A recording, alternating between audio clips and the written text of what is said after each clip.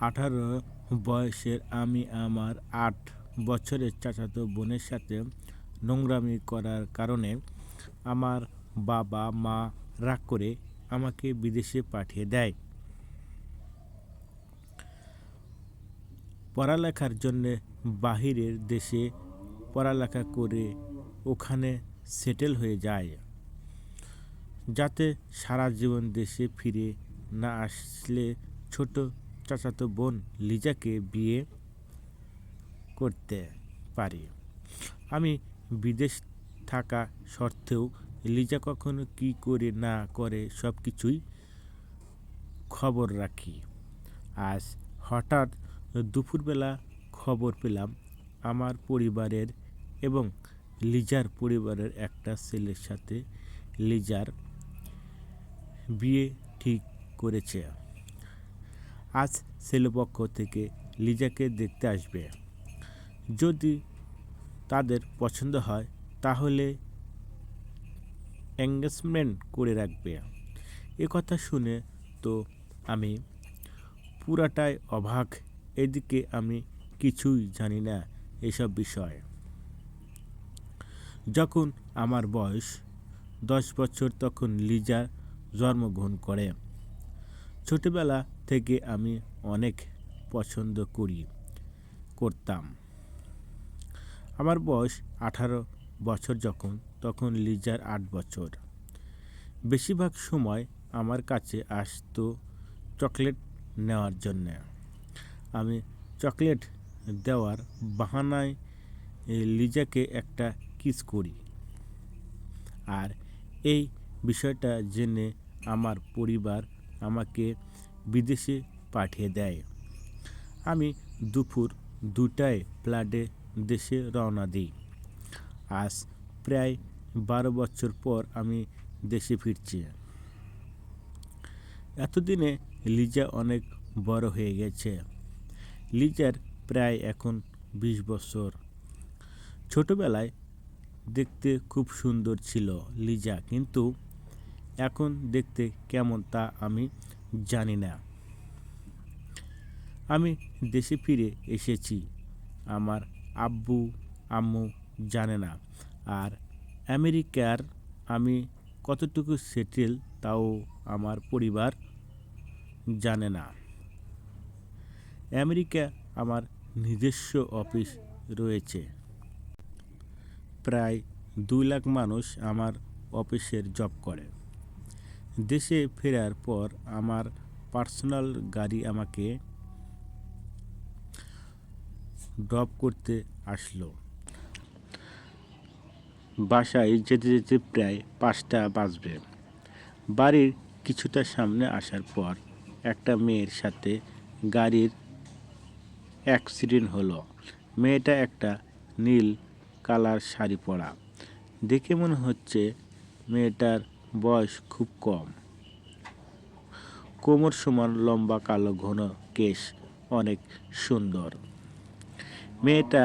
আমি গাড়ির ড্রাইভারকে বললাম মেয়েটাকে নিয়ে হসপিটালে যাওয়ার জন্য, আর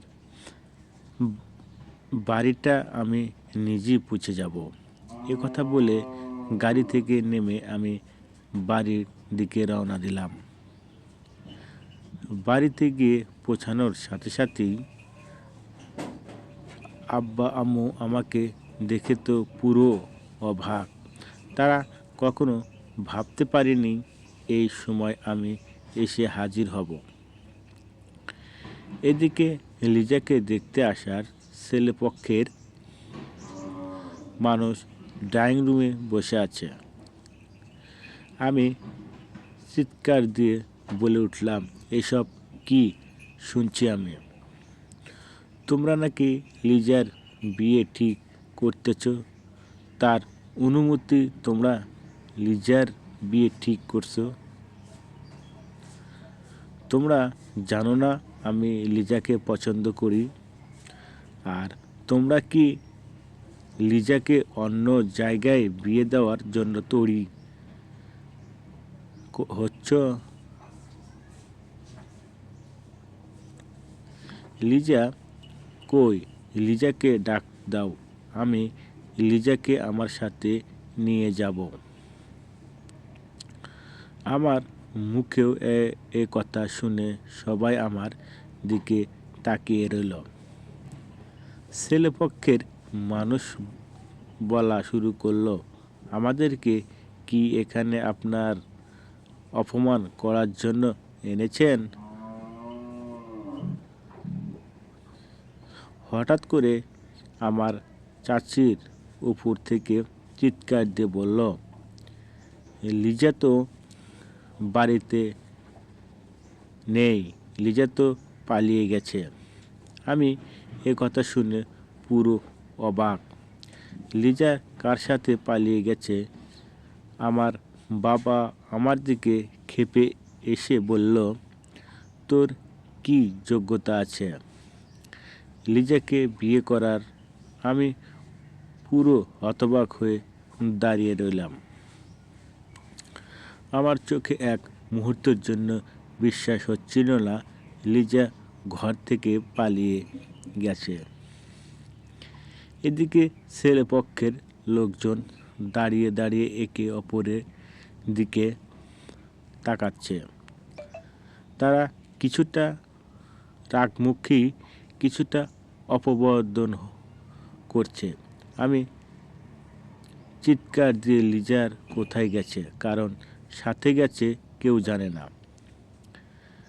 আমার বাবা এবার রাগে কাঁপতে কাঁপতে বললেন, তোকে কি আমরা এই জন্যে দেশে ডেকে এনেছি? তুই আমাদের মান সম্মান শেষ করে দিবি? তোর মতো একটা বদমাইশ ছেলে লিজাকে বিয়ে করবে? এ কথা মুখে আনার মতো তোর লজ্জা নেই? আমি সান্ত্বনাভাবে বাবার দিকে তাকিয়ে বললাম, আব্বু, আমি কি করছি সেটা আপনারা জানেন না। আমেরিকায় আমার নিজের অফিস আছে, লাখ লাখ মানুষ কাজ করে আমার আন্ডারে। আমি আজকের অনেক কিছু হয়ে দেশে ফিরেছি। লিজার জন্য আমি এত কষ্ট করেছি, এতদিন অপেক্ষা করেছি। সবাই স্তব্ধ হয়ে গেল। তারা যেন বিশ্বাস করতে পারছিল না যে আমি এত বড় কিছু হয়ে দেশে ফিরে এসেছি। তবু বাবার রাগ কমল না। এদিকে চাচি কান্নার মতো করে বলল, লিজা দুপুর থেকে ঘরে ছিল না, শুধু একটা চিঠি রেখে গেছে। আমার বুক কেঁপে উঠল। চিঠি কোথায়? সেই চিঠি চাচির হাত থেকে একটা ভাঁজ করা কাগজ দিল। আমি কাগজ খুলে পড়তে শুরু করলাম। লেখা ছিল, ভাইয়া, তোমরা আমার জন্য যা করছো সেটা আমি চাই না। আমি আমার নিজের সিদ্ধান্ত নিয়েছি। আমি কাউকে ভালোবাসি না, আবার কারোর সাথে বিয়েও করব না।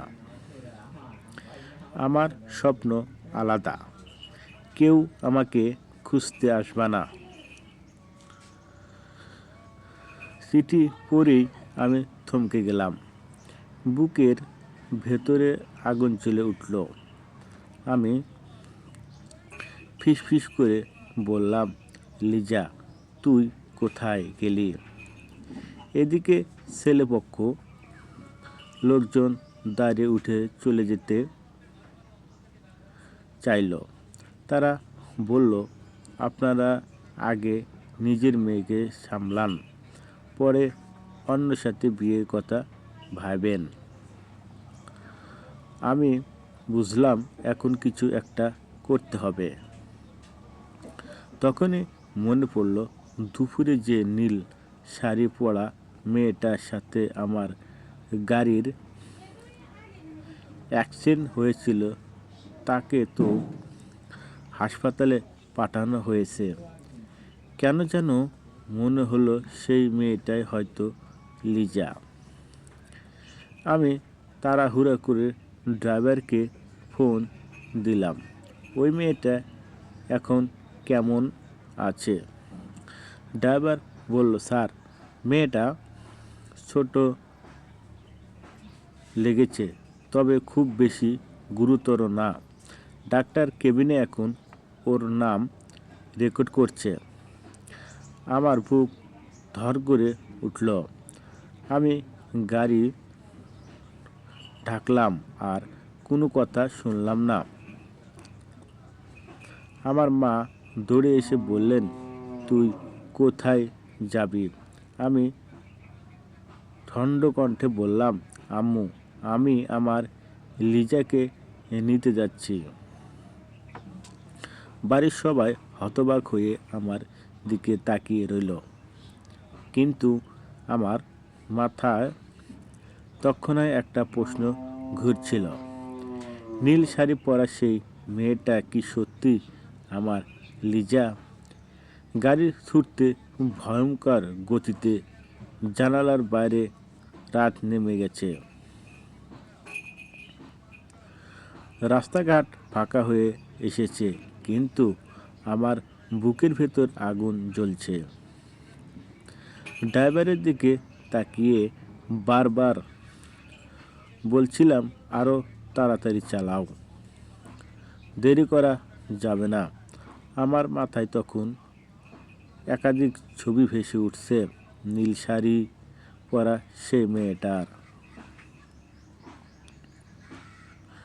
মনে হচ্ছিল যত ওই লিজা হয়, তবে কি এত বছর পর আমি তাকে এভাবে আবার খুঁজে পেলাম? অবশেষে গাড়ি এসে থামলো হাসপাতালের সামনে। আমি কোনো কিছু না ভেবে দৌড়ে ভেতরে ঢুকে গেলাম। বুক ধপধপ করছে, গলা শুকিয়ে গেছে। রিসিপশনে গিয়ে হাঁপাতে হাঁপাতে বললাম, নীল শাড়ি পরা একটা মেয়ে বিকেলে রোড অ্যাক্সিডেন্টে আনা হয়েছে। সে কোথায়? মহিলা ফাইল ঘেঁটে বললেন, 204 নাম্বার কেবিনে। আমি ধীরে ধীরে সিঁড়ি বেয়ে উপরে উঠতেই লাগাত প্রতিটা ধাপে মনে হচ্ছিল আমার অতীতের আর বর্তমানের এক হয়ে যাচ্ছে। হৃদয় স্পন্দ এত জোরে হচ্ছিল যে মনে হচ্ছিল সবার শুনতে পাচ্ছে। 204 নাম্বার কেবিনের দরজার সামনে দাঁড়িয়ে কিছুক্ষণ শ্বাস নিলাম। হাত কাঁপছিল। সাহস সম্মুখ করে দরজায় ঠেলে ভেতরে ঢুকতে চোখ পড়ল বিছানায় শুয়ে আছে এক মেয়ে। নীল রঙের শাড়ি, লম্বা কালো কেশ ছড়িয়ে আছে বালিশে। আমার বুকের ভেতর যেন বজ্রপাত হলো। এই তো লিজা। আমি স্তব্ধ হয়ে কয়েক মুহূর্তে দাঁড়িয়ে রইলাম। এতদিনের অপেক্ষা, এত কষ্ট, এত প্রতিজ্ঞা, সব মিলেমিশে সেই সুখের দিকে তাকিয়ে আমার চোখ ভিজে উঠল। লিজা ধীরে ধীরে চোখ মেলল। আমাদের চোখ চোখ পড়তে সময় থেমে গেল। তার ঠোঁটে হালকা হাসি ফুটল, কিন্তু চোখের কোণে অশ্রু ঝরে পড়ল। আমি তাড়াতাড়ি তার পাশে গিয়ে বসে পড়লাম। তার হাতটা ধরে ফিসফিস করে বললাম, লিজা, তুই কোথায় ছিলি? কেন পালালি? লিজা কেঁপে উঠল, খুব আস্তে বলল, ভাইয়া, আমি কাউকে বিয়ে করতে চাই না। আমি আমার নিজের মতো বাঁচতে চাই। আমি তোকে কষ্ট দিতে চাইনি। আমার বুকটা হাহাকার করে উঠল। আমি বললাম, কষ্ট? লিজা, আমি 12 বছর অপেক্ষা করছি তোকে বিয়ের জন্যে। আমেরিকায় গিয়ে রাত দিন কাজ করেছি, এত বড় কোম্পানি দাঁড় করেছি, সব কিছু করেছি শুধু তোকে পাওয়ার জন্যে। আমি প্রমাণ করতে চাই আমি যোগ্য। তুই আমার কাছে সব কিছু। লিজা চোখ নামিয়ে নিল। তার চোখ দিয়ে টলমল করে জল গড়িয়ে পড়ছে। সে বলল, কিন্তু পরিবার, তাদের মান সম্মান, তারা তো কখনো আমাদের মেনে নেবে না। আমি কারো জীবন নষ্ট করতে চাই না।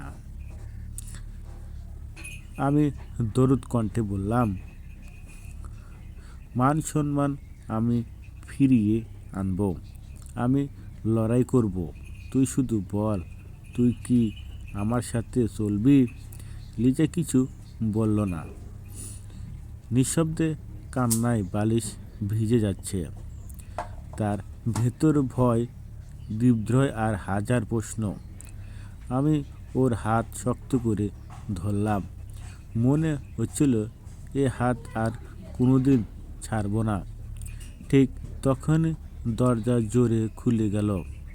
আমার বাবা, চাচা আর কয়েকজন আত্মীয় ভিতরে ঢুকে পড়লেন। আমার বাবা চোখ আগুন জ্বলছে। তিনি চিৎকার করে বললেন, তুই আবার এখানে? এই মেয়ের হাত ধরছিস? তোর মতো বদমাশ ছেলে লিজার স্বপ্ন দেখছে। কক্ষের ভেতর হঠাৎ এত উত্তপ্ত উত্তেজনা ছড়িয়ে গেল। সবাই নিঃশ্বাস বন্ধ করে তাকিয়ে আছে। আমি ধীরে ধীরে উঠে দাঁড়ালাম।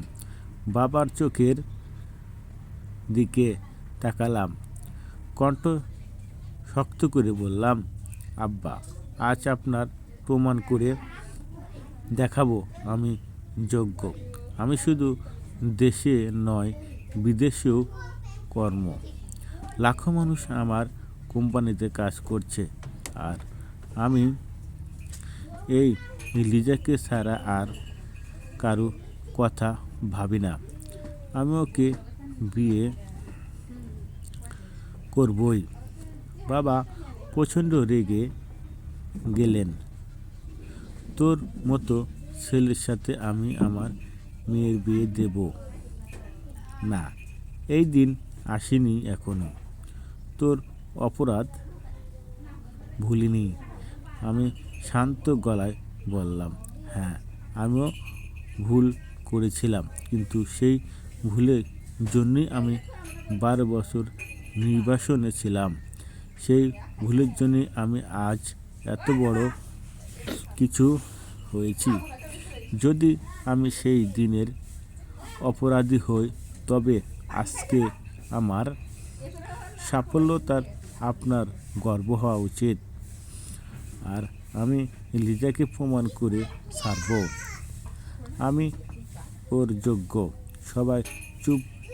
চারিদিকে অনুভূতির নীরবতা নেমে এলো। লিজা তখন ফিসফিস করে বলল, ভাই, তুমি সত্যি আমার জন্য এত করেছো? আমি তার দিকে তাকিয়ে বললাম, হ্যাঁ লিজা, শুধু তোর জন্যে। তারপর আমার হাতের মুঠো থেকে হাত ছাড়াতে না। লিজা চোখ বন্ধ করতাম।